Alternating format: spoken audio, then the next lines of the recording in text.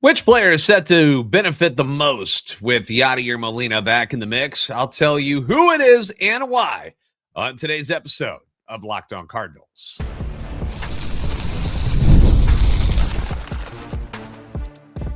You are Locked On Cardinals, your daily St. Louis Cardinals podcast, part of the Locked On Podcast Network, your team every day. Hey there, Cardinals fans. I'm JD Hafron, a former national radio sports anchor, born and raised in St. Louis and a lifetime Cardinals fan. And welcome to another episode of Locked On Cardinals, part of the Locked On Podcast Network, now the #1 sports podcast network. Thank you to our everydayers for everything you do. For our newcomers, welcome in. This is a show, all the info about the birds on the bat. Today's show, we will go over a couple of big trades that happened in Major League Baseball. None of them actually had to do with the Cardinals. One of them will affect what's going on in the division, that's for sure. But we'll hit those. JJ Wetherholt received, I don't know if it's an accolade that I don't know what I want to call it, but his preseason ranking came out about him at shortstop, so we'll get into that.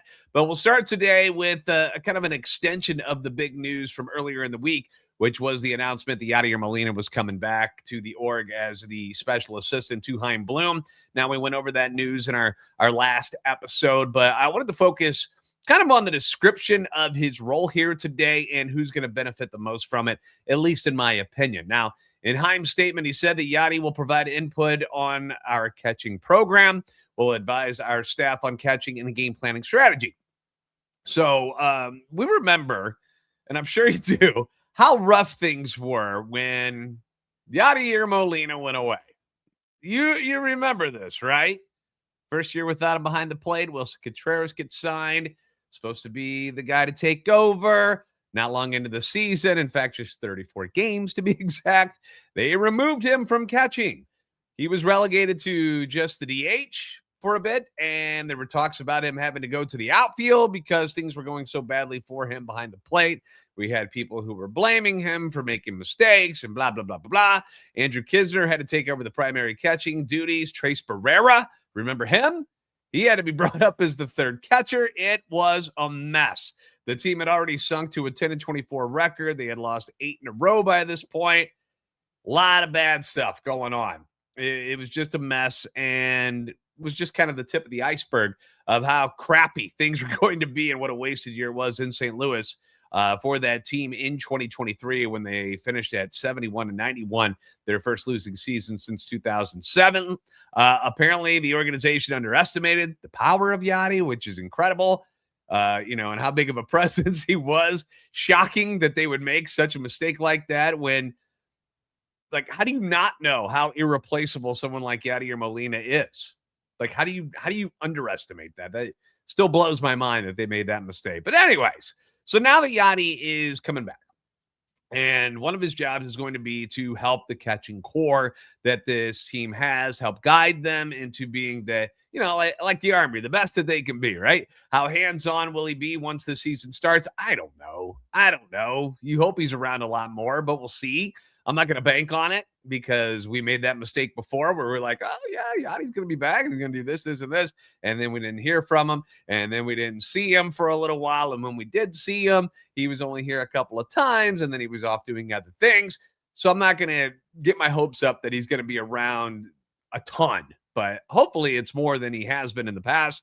We know the Cardinals have 3 young catchers that seem to have bright futures. You just never know with prospects, but they seem to be those guys that people think highly of. Jimmy Crooks, Leonardo Bernal, and Randal Rodriguez. Now, Bernal and Rodriguez will be in the minor leagues this year. So Yadi probably won't be around them all that much. I'm sure he's going to, I'm not sure, but hopefully he'll get some time with them in spring training this year. But it doesn't mean that he can't do like Zoom calls or have input on their development in ways that don't require him to actually be there in person, whether it's at Memphis, whether it's at Springfield. Crooks will likely be on the major league roster. It seems to make a whole lot of sense for him to be there. And for most of the year, barring him just really, really being bad, like he was at the plate at the end of the year last year, but you're hoping that after getting his feet wet in the major leagues last year that he can do kind of what Mason Wynn did the previous year, where he was not very good when he got called up, but then came back, was on the roster, made some strides, and became a better player. There's certainly a chance that they're going to carry 3 catchers this season so that they can rotate him in along with Pedro Pages and Yván Herrera. Now, I love that someone like Crooks will get more time with Yadi. Love that. But he's not the one that I think is going to benefit the most in year one. I think that guy's going to be Yván Herrera. And the reason I say this is because the success of Yván Herrera as a player in this organization is going to have a huge impact on how things go with the Cardinals, not only in 2026, but beyond. When you look at what they've assembled as far as middle of the order bats, Yván's kind of the guy right now, right? When you look at it from the right side, I mean, you can count Alec Burleson. You see JJ coming up left-handed. You're hoping Jordan Walker turns around, but Yván's kind of the guy. We saw him do it last year at an incredible clip. And when he was healthy, he was arguably their best hitter on the roster. It was him and Burley, really. You know, I mean, I guess you could say Wilson Contreras, but he's going to get another chance to catch this year. They need that bat in the lineup. That's going to be a thing. Like, he's going to be a fixture right there in the 3, 4, 5 spots, right? That's what you're hoping for. He's going to get another chance at catching this year after injuries wiped out his time behind the plate last year. And we know that he has plenty of room to improve as a catcher. But the one area that he really needed to work on, because, you know, you can go look at his metrics and stuff and be like, all right, he was all right in these spots, but throwing the baseball was a real problem for Yván Herrera. Jeff Jones from the Belleville News-Democrat released an article about Herrera on Thursday and how the recovery from double heel surgery for Lars Nootbaar could not only open the door for 3 catchers, but will also give the team time to evaluate Herrera's throwing ability even more and his overall catching ability in general into the season, rather than making a decision based off spring training alone. You know, he's coming off of the elbow surgery to clean things up there. Jones mentions that the team has given Herrera what he called offseason homework, which was assigned by the coaching staff, led by catching coordinator Ethan Goforth, who Herrera says he talks to each week, and that now he's good to throw again. Apparently, he's healed up to the point where he is throwing a baseball after that surgery. Now he can start doing every part of receiving, blocking, every part of the game, is the quote that Jeff Jones has in his article. And with Yadi on board, I feel like that can only benefit Herrera's chances of sticking at the catching position even more, because if all of this coaching and this prepping plus Yadi can get him to where they need him to be, then it certainly would be time to move on and find out where else they can play him to keep his bat in the lineup, because they need that bat. It's that important. I've suggested first base since the beginning of last year. I'm like, dude, we just need to start that transition, man. Get him over there. Burley's going to be there on a regular basis this year, which is great, but doesn't mean they can't take turns like DHing while the other one plays the field. We saw him play a little bit of left field last year. I don't remember how bad or good he was at playing left field last year. I don't remember there being a whole lot of chances for him, but you know, he appears to be a good enough athlete to make that work if they need him to. But we've also gone down this path before, haven't we? Where we've had, you know, a prospect coming up. Looks like the offensive side's going to be fine. Let's stick him in the outfield and let him learn. And we witnessed the firsthand struggles of someone trying to learn to play that position at the big league level. Hello, Jordan Walker. Yeah, that has been and still is a work in progress. We still haven't gotten to a point where I don't know if anybody feels all that comfortable with Jordan in right field. He's gotten better. Don't get me wrong, but it didn't seem to transition quite as seemingly as many of us hoped it would, considering how an amazing athlete Jordan Walker is, because he is. Speed, power, and it just hasn't looked right. You know, he's had moments. He was better last year. Don't get me wrong. This isn't me bashing Jordan Walker. I'm just saying, like, we see how it takes time. It's not that easy. You just shove a guy into the outfield and say, hey, figure it out. You're just chasing down fly balls. It doesn't work that way. But with this season not being, what we call a must-win type of season, the team doesn't have to really force anything, which is good. They've got Pages, they've got Crooks ready to go, Bernal and Rodriguez on the horizon. So if it doesn't work the way they hope it will with Herrera, it's not as if they are just screwed at the position and don't have capable options. It's kind of a good problem to have. But I think Herrera is going to benefit immensely from having Yadi around. He talked about it in Jeff Jones's article. Like I watched him, coming up in this organization. I watched Yadier Molina. This is great. So we'll see if he ends up being good enough to stay there.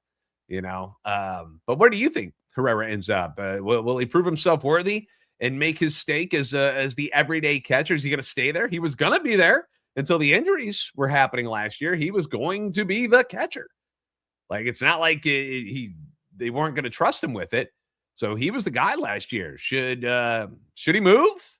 Let Pages and Crooks take over this year? Where would you like to see him move if he does have to move positions? Where do you want him? Let me know in the comments section below. We'll chit-chat about it. Up next, I want to talk about prospects. I want to talk about JJ Wetherholt. Preseason shortstop ranking. Disappointment, or is it just a number? We'll get into it next on Locked On Cardinals.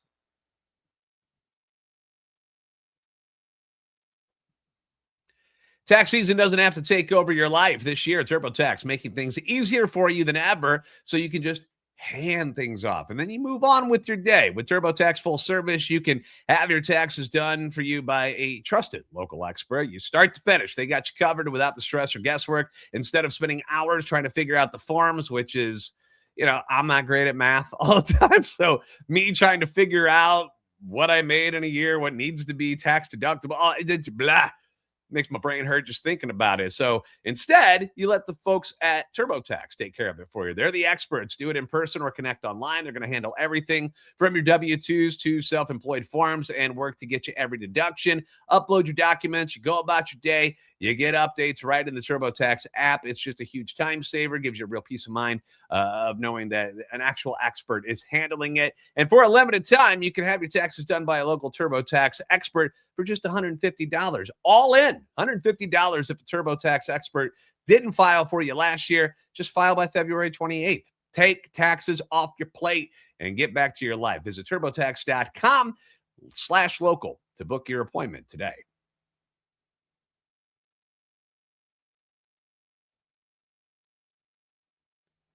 Thanks for making Locked On Cardinals your first listen of the day, and thank you for making Locked On the #1 sports podcast network. You already live your team every day. Now take it up a level. Go ad-free. Join our Everyday Air Club today. Get Locked On Cardinals with no interruptions. Members-only Discord access. You get that ad-free audio, which is always awesome. The invite to that members-only Locked On Everyday Air Club Discord server where you and other baseball fans get to chit-chat about everything going on in Major League Baseball, and it's all for $5 a month or $50 a year. So go to LockedOnSTLCardinals.supercast.com or check the link in the show notes to learn more. MLB Pipeline continued their release for their preseason rankings for all the separate positions. Top 100's going to come out here on Friday. And the Cardinals already have right now Rodriguez at number 3 among catchers, Liam Doyle's at number 4 among left-handed pitchers. But JJ Wetherholt is considered their top overall pick. There is no argument here. He is number 1. Still listed among the shortstops. So when the listing came out, I know I was a little surprised. I don't know if you were, but I saw him ranked this week at number 5 among shortstops. I was like, wait, what? He's only number 5 among shortstops? Hold on a second. How is he the number 3 overall prospect according to Baseball America, but just number 5 among the shortstops for MLB Pipeline? But then you go and you do a little investigating and you look at the talent and you're like, okay, wait a second. Now I kind of understand what's going on here. We know this kid is special. But there are a lot of very talented shortstops already in minor league baseball. Both MLB Pipeline and Baseball America think very highly of the shortstop position, so much that Baseball America has 4 of the top 5 players as shortstops.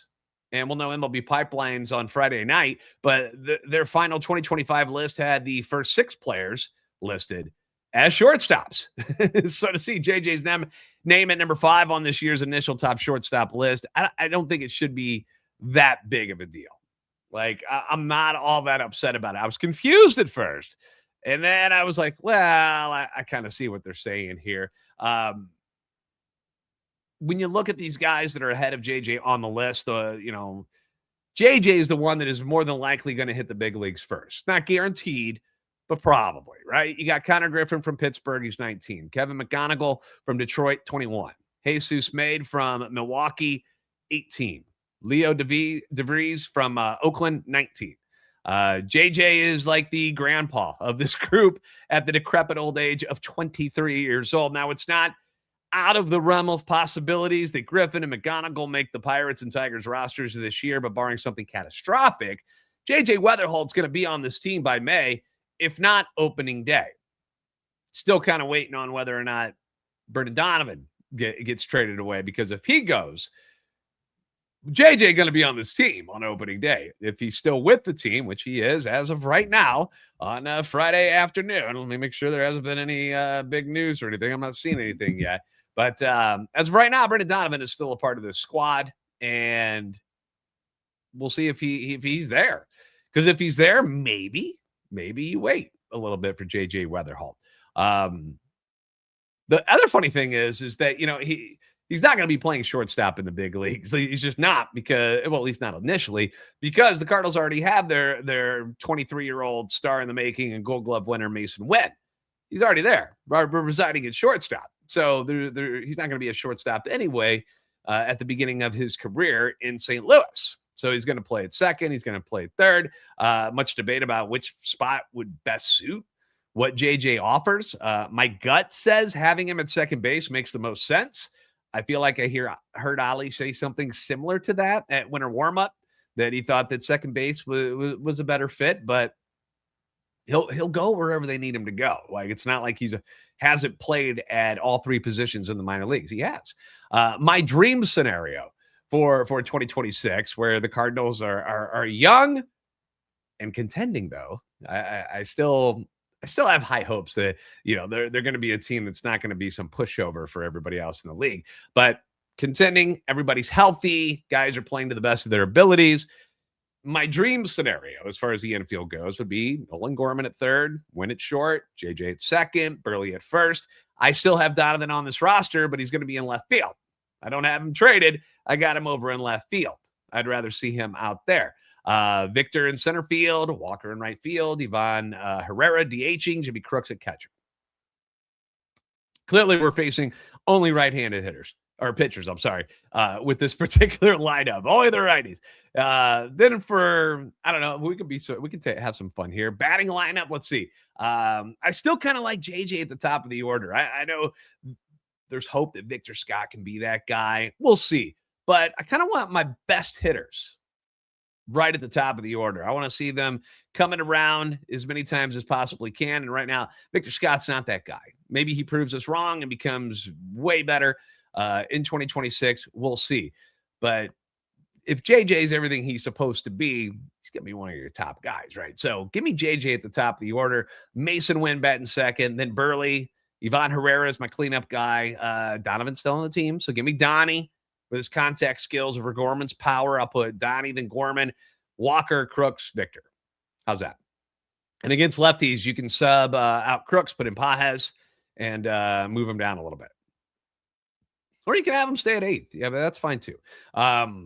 And this is where grabbing another right-handed outfielder or having another righty like Sujasi or Jose Fermin, that comes into play to give the order a little more balance. I saw that there was another report from John Heyman, same guy, who said the Cardinals had interest in Miguel Andújar, who was also saying the Cardinals are among the teams that have checked in on Austin Hayes.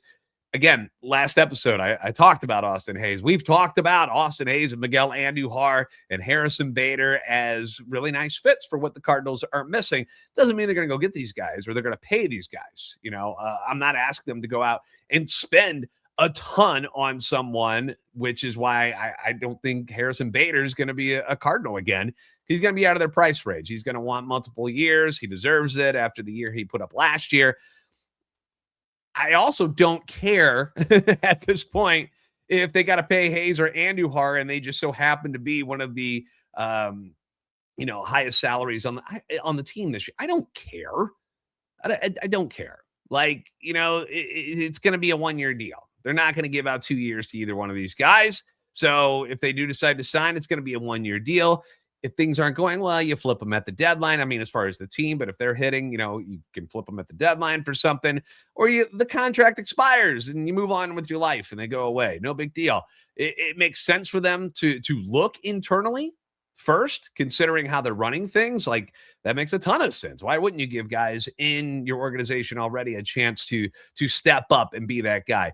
But since this is the offseason and it's more fun to speculate and look at different names and different guys to see who makes sense, those are the 3 guys I've landed on. I do like Starling Marte as a guy at 37 years old, but again, I feel like at this point in his career, he'll probably want to go somewhere where he's winning and not in a rebuild spot. So I don't think that makes a whole lot of sense.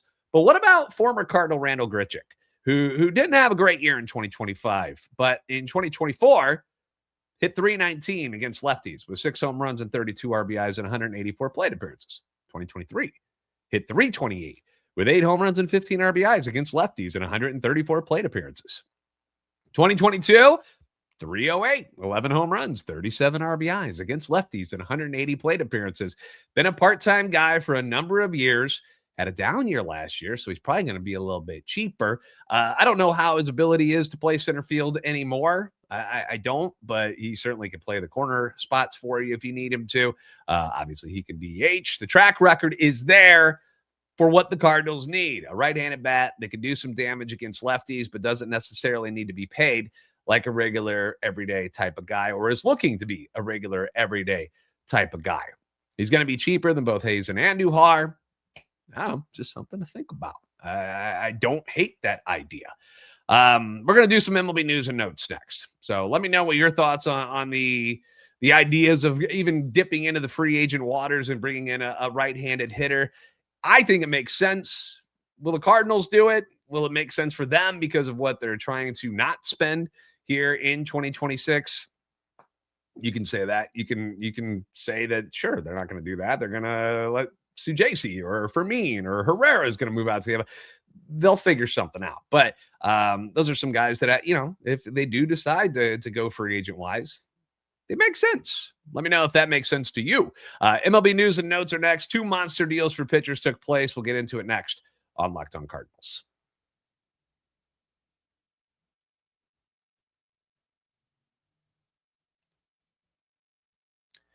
Thanks again for making Locked On Cardinals your first listen of the day. Thank you for making Locked On the #1 sports podcast network. Freddy Peralta, goodbye. No longer in the NL Central. Now a member of the New York Mets. But it was not a cheap move for New York to make this move. New York's been busy recently. They've been busy. But this was an expected deal. I was talking with Chuck from Locked On Brewers, and he's like, I've been waiting for this deal with the Mets to go down for a while now.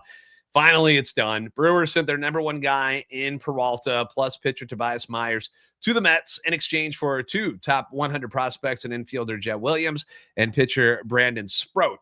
I like this deal for both teams. If I'm the Mets, I'm in that win now window. We need somebody to make an impact in that rotation. Bang, you go get Peralta.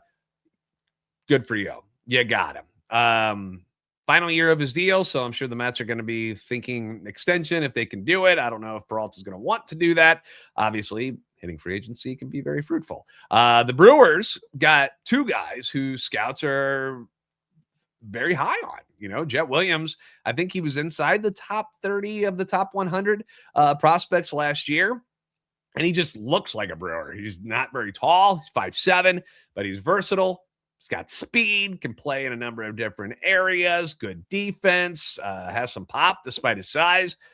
Seems like an annoying type of Milwaukee Brewer thing to do, right? So smart to get him. And then you get Sproat, who, looking up scouting reports on him, people think that he slides in as a solid number 4, number 5 guy with upside. So that's exactly what the Brewers were looking for. You know, they want guys that are going to help their roster now and in the long run, and they trust their system as far as developing pitchers. They've been able to do it pretty darn well. So it makes sense for both teams. Good deal on both sides, in my opinion. Glad Freddie's no longer in the division, but at the same time, when I went and looked at, because like, don't the Cardinals hit him kind of well? Yeah, they did.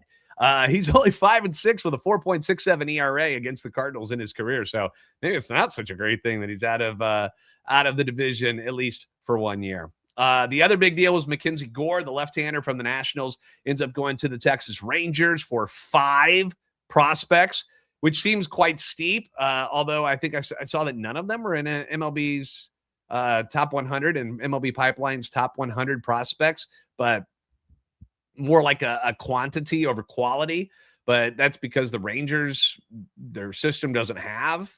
I think they only had 1 guy in the top 100. So it's not like they could do any better than that, except for their top guy. So 5 different prospects, more bites at the apple for Washington. But Gore was a really good pitcher in the first half. He was an all-star for Washington, but had an ugly second half. ERA was over 6. But he did have career highs in strikeouts, quality starts. His baseball reference WAR was at 3 across 30 starts last season. And he fell 2 1/3 innings short for the ERA title. But if he would have ranked 3rd in the NL with 10.43 Ks per 9. So, I mean, it's not like he was just crap all season. They said some arm fatigue was part of the problem at the end of the year. We understand how that can happen. We've seen our pitchers go through that too when they're not used to making that many starts or throwing that many innings. It happens. He'll be joining a rotation now that already has Jacob deGrom, Nathan Eovaldi, Jack Leiter, Kumar Rocker. So a nice move, I think, for the Rangers. Like, good for you. And then we've got some news on Max Scherzer. And I know Cardinals fans would love to see him in St. Louis. Of course, it would be cool. We'd love to see him come home and put the birds on the bat on his chest. But apparently, he is more than content of just waiting things out, looking for the right opportunity before signing for the upcoming season. He told The Athletic on Thursday that while he is healthy and ready to sign at any moment, he's content waiting after opening day if he needs to for a spot to emerge with one of his preferred clubs. Now, they did not list who his preferred clubs were, but if I had to guess, it's something I've been saying all offseason. Why would he sign with a rebuilding team? Unless he just really wanted to pitch in St. Louis and come home. Why, oh why, would he want to sign with the Cardinals when he could sign with one of these other big market teams who are in the mix for a playoff spot and a World Series championship, while the Cardinals are nowhere close? And it seems like that's probably what he's going to do. Depending on injuries here in spring training, some of these teams could be like, we just lost so-and-so. Let's go. Whether it's, Philly. Could it be the Mets again? Would the Yankees be interested in him? LA, Dodgers, they don't really need him. But, they're a bunch of different teams. Could he come back to Toronto? That's a possibility too. But sorry, guys. Doesn't look like Max Scherzer is going to be a Cardinal and may never be a Cardinal. This might be his last year. All right. Thanks for making Locked On Cardinals your first listen every day. If you haven't already, give us a follow on X at LO_Cardinals and at JD Sports Radio. You can find me on TikTok and Instagram at Locked On Cardinals. Like, subscribe on YouTube, and help our channel and love for the Cardinals grow. If you never miss an episode, hey, Everydayer Club, it's here. It's built for you. Get Locked On Cardinals, add free plus members only Discord access and more. Go to LockedOnSTLCardinals.supercast.com to join the club. For those of you on video, you are off to the first ever 24/7 National Locked On Podcast Network YouTube channel. Make your second listen Locked On MLB. We'll see you next time.